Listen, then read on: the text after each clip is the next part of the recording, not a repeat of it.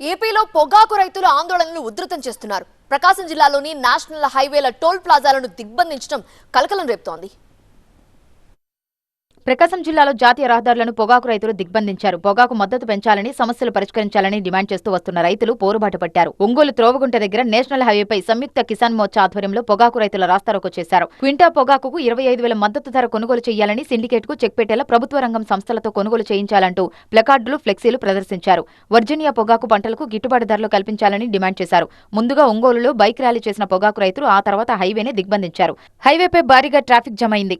Alert అయిన పోలీసులు పొగాకు రైతులు, రైతు సంఘం నేతలను బలవంతంగా అదుపులోకి తీసుకుని ట్రాఫిక్ క్లియర్ చేశారు. ఈ సందర్భంగా సిండికేట్ వ్యాపారులకు పోటీగా ప్రభుత్వం 1000 కోట్లు కేటాయించి పొగాకు కొనుగోలు చేయాలని రైతు సంఘాల ప్రతినిధులు విజ్ఞప్తి చేశారు. కొన్ని రోజులుగా పొగాకు రైతులు ఆందోళనలు చేస్తున్నా ప్రభుత్వం పట్టించుకోదా అని ప్రశ్నించారు. మరోవైపు టంగుటూరు సమీపంలోని టోల్ ప్లాజా దగ్గర కూడా పొగాకు రైతులు జాతీయ రహదారిపై రాస్తారోకో నిర్వహించారు. పొగాకు రైతులకు గిట్టుబాటు ధరలు కల్పించాలని డిమాండ్ చేశారు. హైవేపై వాహనాలు భారీగా నిలిచిపోవడంతో రైతు సంఘాల ప్రతినిధులను పోలీసులు అరెస్టు చేశారు.